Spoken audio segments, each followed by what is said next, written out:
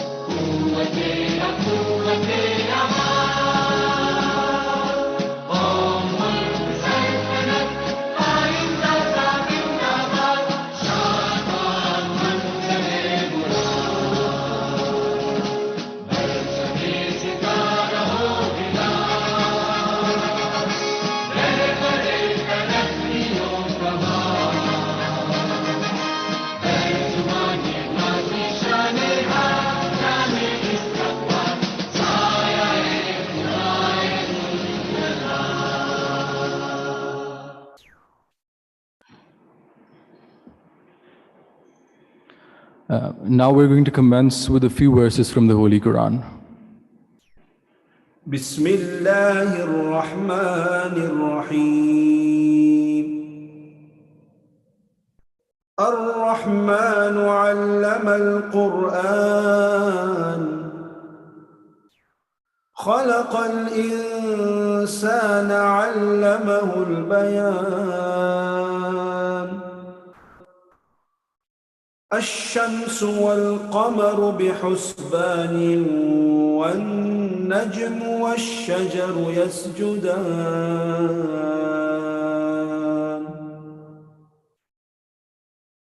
والسماء رفعها ووضع الميزان ألا تطغوا في الميزان وأقيموا الوزن بالقسط ولا تخسروا الميزان والأرض وضعها للأنام فيها فاكهة والنخل ذات الأكمام والحب ذو العصف والريحان فبأي آلاء ربكما تكذبان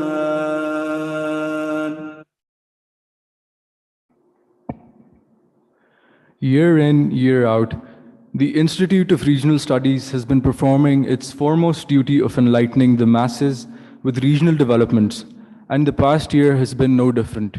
Even though the world was in a lockdown and we were struck by a pandemic, we still managed to host several significant seminars, debates, webinars, and numerous other events.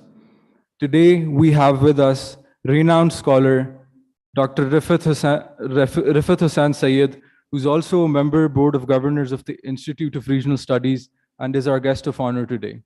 And we have Ambassador Nadeem Riaz, President of the Institute of Regional Studies. I would now like to request Ambassador Nadeem Riaz to share a glimpse of the progress that the Institute of Regional Studies has made over the past year.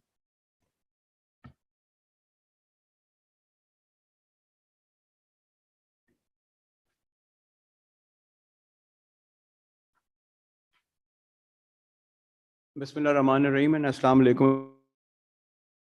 It's such a pleasure being here today on this particular event. As you all know, that the Institute of Regional Studies was placed under the administrative control of the Ministry of Foreign Affairs in April 2020. We moved to these new premises and we embarked upon a new journey. The new journey was one which was more focused, which was more looking towards we went back to our original mandate, which was South Asia and West Asia. We started covering much more issues because previously we were focused on geostrategy, geoeconomy, and we used to look a little bit at culture.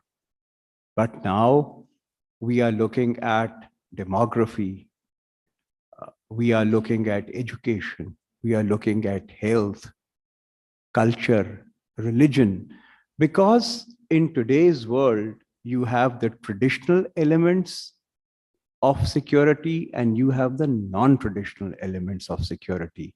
And we feel that it is imperative that we must look at all of them, because our principal job is to provide not only research, but also policy inputs to key government departments and stakeholders. I began my journey at IRS in November 2020. I was ably supported by a team of researchers, some very experienced and some which were not that experienced but had the zeal and the zest to work tirelessly. In 2021, we did over 104 events, which included seminars. Obviously, with the pandemic, we had to focus a lot on the webinars. We did conferences. We had eminent speakers coming here. We did jirgas with people from Afghanistan. We started inviting diplomats and ambassadors for lunches. We now have a cafe of researchers where diplomats and people from different walks of life, they come to get briefings, not only on regional issues, but also on issues of national policy. IRS has been performing, I would say, not up to its true potential for many years before 2020. But since 2020, with a reinvigorated team, with a new vision, the work has been going on tirelessly and it has been going on very effectively. We formulated our vision, our working principles, and one thing which we really focused on was the democratic value of an institution. The opinion of a senior or a junior researcher, if he or she can prove it, is accepted. We believe in challenges. We believe in challenging one another. We believe in open debates and discussions. We believe in competition. But we also believe that we should protect the environment. We should go paperless. We are at present running 6 programs: the Afghanistan program, the China program, the India program, the Iran program, cybersecurity and regional conflicts. Our website is very, very detailed. It has been completely rehashed and remade. Thanks to Ahmad, who has worked tirelessly on it. Each and every event which we do, whether it's a roundtable, whether it's a big seminar, or whether it's an international conference, it's available on our website because we believe in complete transparency. I wanted a paperless culture. I got into many debates with my colleagues that we should go paperless. But unfortunately, we can't, not for the time being.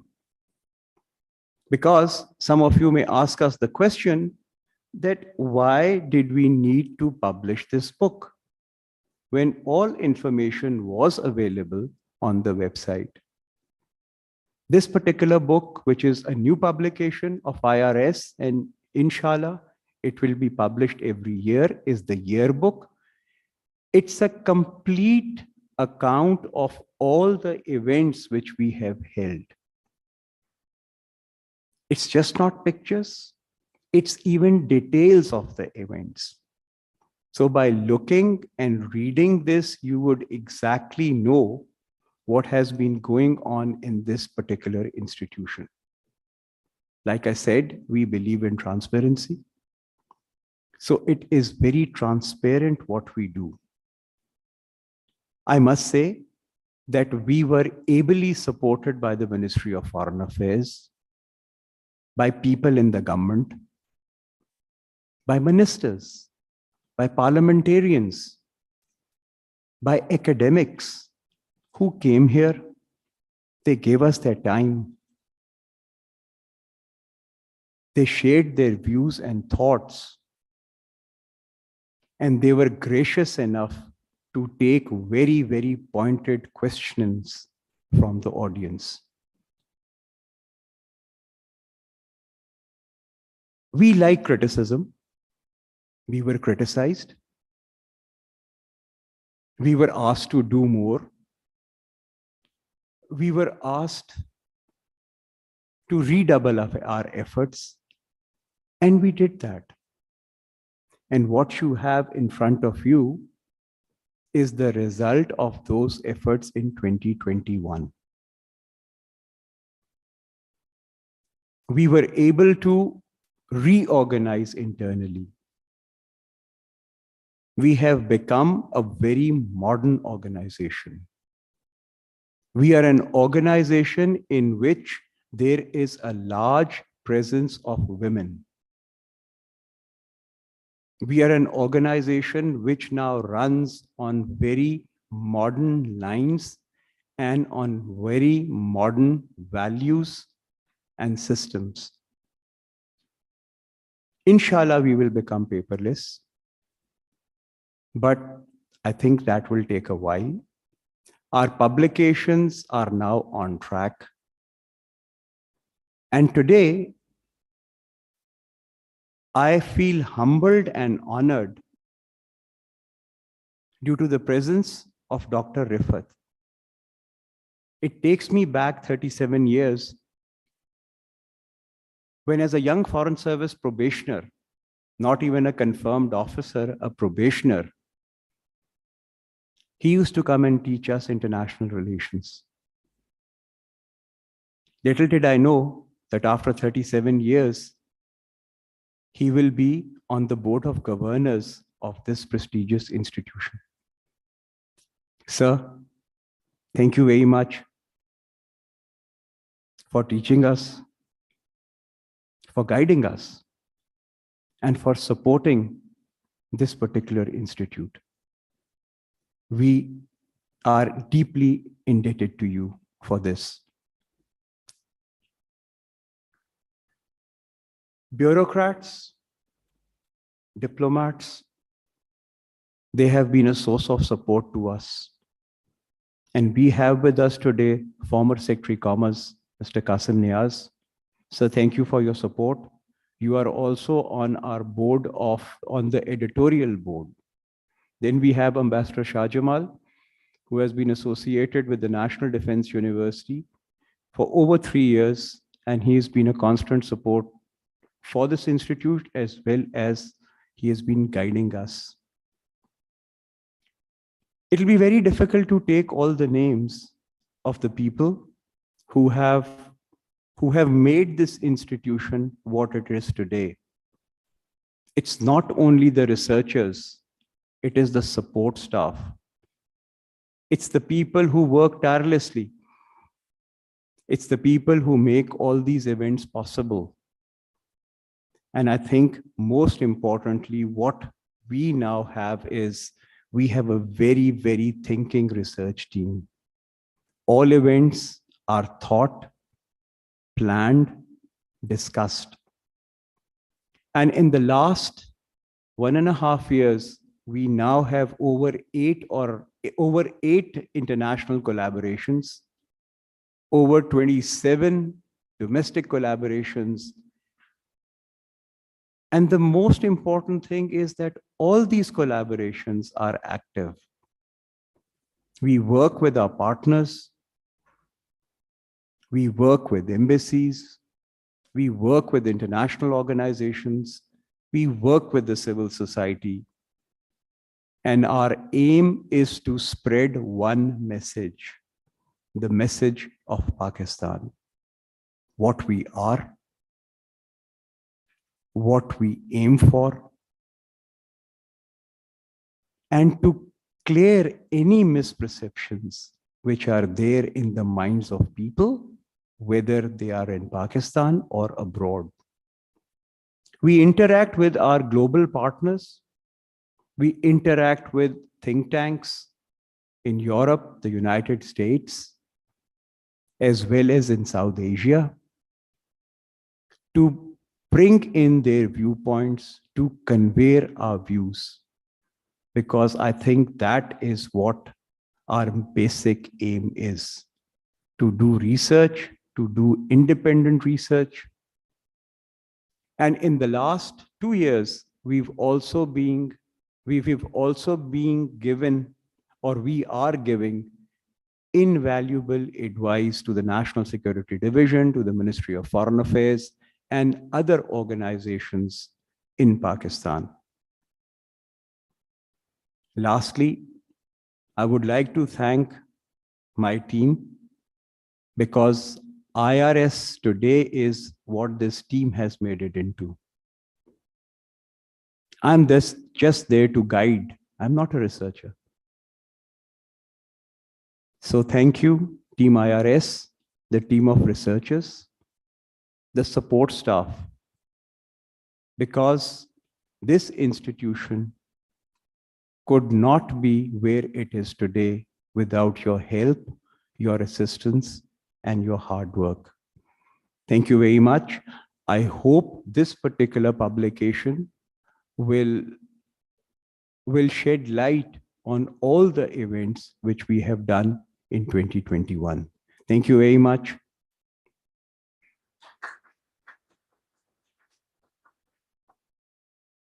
Thank you, President IRS, for the pleasant remarks.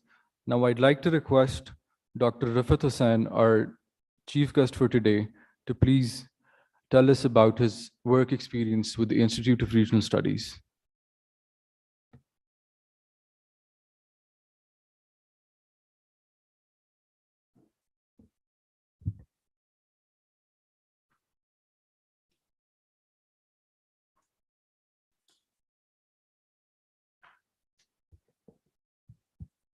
Bismillah ar-Rahman ar-Rahim. President IRS, Nadeem Sahib, Qasim Niaz Sahib, Ambassador Shah Jalal, distinguished guests, and the IRS family, which includes researchers, staff. It's a great privilege and honor to be called upon to, as a chief guest, quote unquote, to say a few words about my experience of working with IRS. My association with the IRS goes back to 1982, when Lieutenant General retired Ikram Azam founded this institute. And I recall a conversation that I had with him about the role that IRS was likely to play as a think tank in Pakistan's academic and highly charged political life. And General Ikram Azam said that we actually needed an institute or institution in which we could study our adversary, which was India.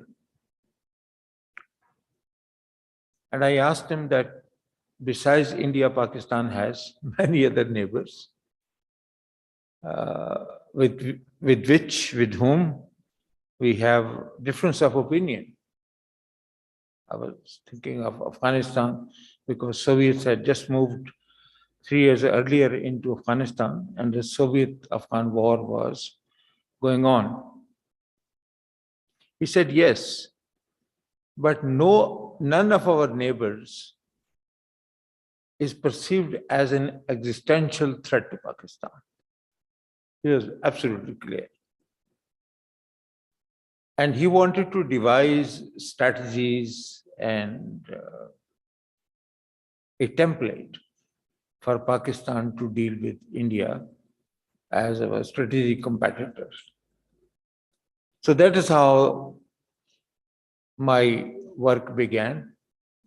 And then he gave me the good news that as a incipient organization, IRS would also be publishing Regional Studies Quarterly, which I'm glad that despite many turbulences that you have faced, that publication remains the hallmark of IRS's contribution towards our national life. And I'm glad that one of the remarkable things was that he asked me to contribute. And if I recall correctly, there were 4 major articles that I wrote in the first decade of 1982, and those were published in IRS. And 2 of my publications consisted of my pre-doctoral research that I was doing at that time at both the University of Denver and Stanford University. But then IRS faced a crisis, if I may put it mildly, immediately after Ikram Azam's death. And it didn't have a place where its treasure trove, which are documents, archival material, and all the products could be housed. And I'm thinking of the days of this institute being located at NAFTAC. But after that, then it didn't have a building of its own. Even though it had established its mark, people were aware of IRS, but it had no permanent address.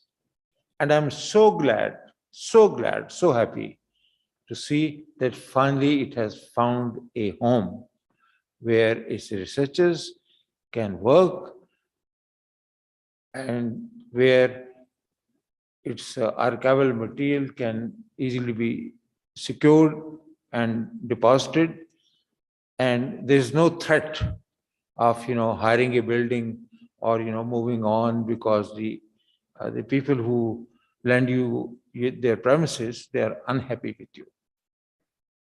So that's the first impression that I have had with IRS. But then, of course, there were times when I moved out of the country, and when I became Executive Director of Regional Studies Center in Sri Lanka from 2000 to 2008, I maintained my association with IRS and was aware of the good work that they were doing. But there was one problem. And that problem brings me to a discussion of 2021 yearbook, that people were aware that IRS is an institution, it does good work, does quality work, but there was no documentation of that work being done. And I would like to congratulate Ambassador Nadeem Riaz for taking the initiative with the support of the people in the Foreign Office, that they have decided to publish an yearbook. I think this is the only institute which is publishing its yearbook, and we have the inaugural edition with us. So congratulations to you. I would like to praise the dedicated team of workers that you have, the young workers, the young women, and the staff for contributing to this massive effort. If you look at the yearbook, to glance through its contents, I was impressed by the quality of production as well as the record that they have maintained of all the activities of IRS in 2021. So whenever any visitor, anybody who comes to IRS, I think you have a ready-made compendium of all the activities, which covers seminars, discussion, and Ambassador Nadeem Riaz has talked about, 108 such activities, wide variety of activities. So you can present it to them, that will be a very good introduction to this yearbook and to the excellent work which is being done by IRS as an institution. But as Ambassador Nadeem Riaz pointed out, that we have a challenge because we are not only faced with the traditional security challenges, but we are also faced with the non-traditional security challenges which relate to water, which relate to environment, climate change, and youth bulges, and how are we going to pursue this dual track approach whereby we are focusing on traditional threats that emanate from India, the Kashmir issue, and the arms races, but along with that, non-traditional security issues are equally important. And I hope that in their future work, these aspects would also be, will command the attention of the Institute.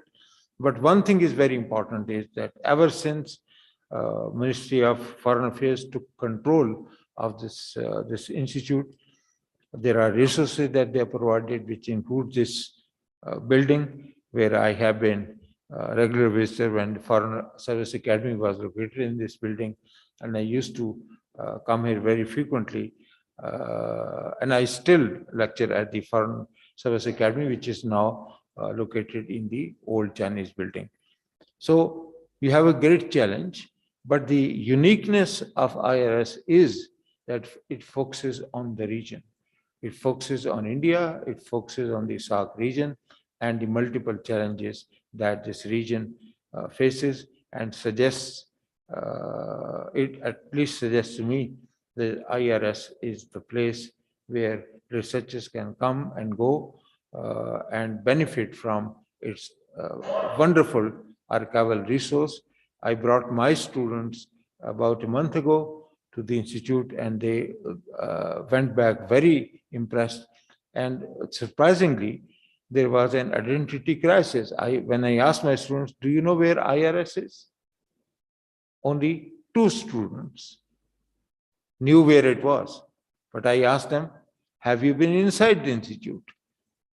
They said no. So I immediately requested Ambassador Nadeem Riaz, and he was more than happy to introduce the students when they came to the Institute, and gave them a briefing, and they had a good look at their library and the archival material that you have in the form of selection from the regional press, and so many things. You have about 8 or 9 publications which are in hot demand.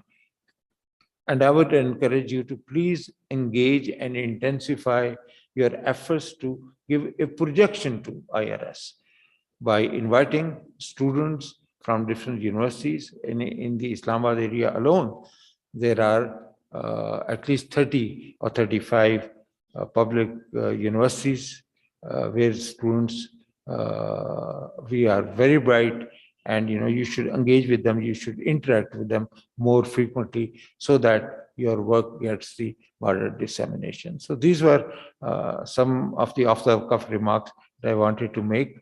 But congratulations, Ambassador Nadeem Riaz and Qasim Niaz Sahab and the ambassador and the workers, especially most of them are my former students. So it's a great pleasure to see them blossom into young and dedicated researchers. So Godspeed and thank you so much.